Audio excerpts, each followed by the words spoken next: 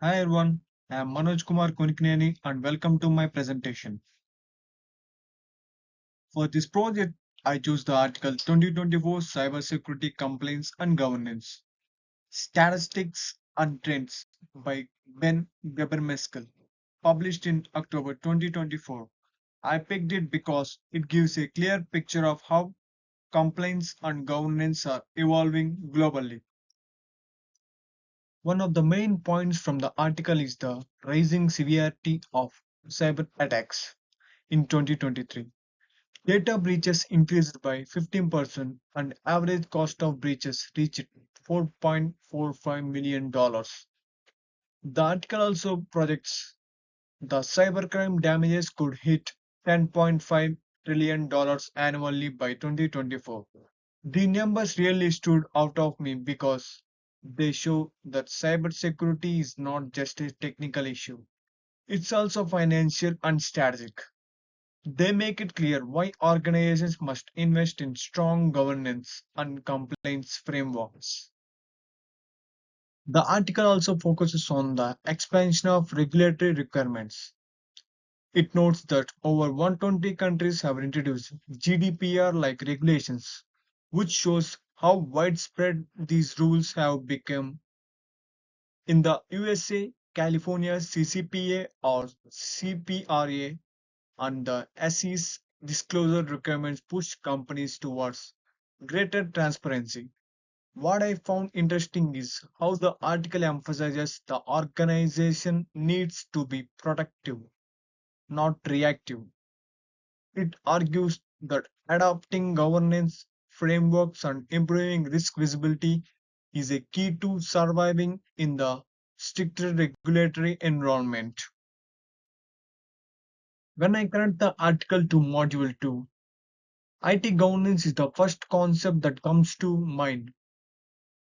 Governance ensures that IT strategies align with laws like GDPR, CCPA, and SEC requirements. The article reminded me of frameworks like COBIT and enterprise risk management, which provide accountability and structure. I especially liked how the SEC's rules tie governments to reporting because it shows how boards and executives are directly responsible. To me, this demonstrates that governance is not just a technical function, it's leadership and strategic responsibilities. Cybersecurity measures and risk. The article also helped me think about cybersecurity from a risk based perspective, with breaches costs rising, risk assessment and audit readiness are critical. I connected this to frameworks like ISO 27001 and NIST, which help organizations build strong defense. I believe the article reinforces Module 2's idea that cybersecurity is not just about tools, it's about governance modules that anticipate risk and create accountability. For me, this showed how theory and practice comes together to protect organizations against real world threats. Data quality and governance. Even though article didn't focus heavily on data governance, I could clearly see its connection. Regulations like GDPR are all about data accuracy, privacy, and accountability. For me, this ties directly to Module 2's emphasis on data quality and governance. Organizations need practice like data inventories and breach reporting to stay compliant. I realized that data governance is more than just a technical process. It's also a way to build trust with regulators, customers, and stakeholders. Interactions with theoretical frameworks. I also saw how the article connects with the theoretical models we studied in Model 2. For example, the three lines of defense module stood out of me.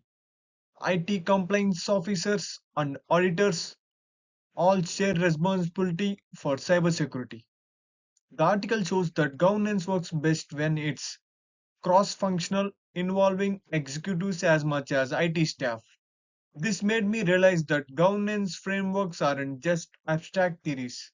They are practical tools that guide how companies should respond to risk. It was helpful to see theory applied to real world governance and compliance issues. In conclusion, this article showed me how compliance, governance, and cybersecurity are becoming inseparable. Rising breaches cost prove why risk management and governance structure must work hand in hand. I learned that regularity expansions forces organizations to be more transparent and accountable, which can strengthen trust. What I took away most is that companies that embrace governance and compliance are better positioned for resilience and adaptability. To me, this shows that modern tools concepts are not only theoretical, they are essential for organizations in today's digital world.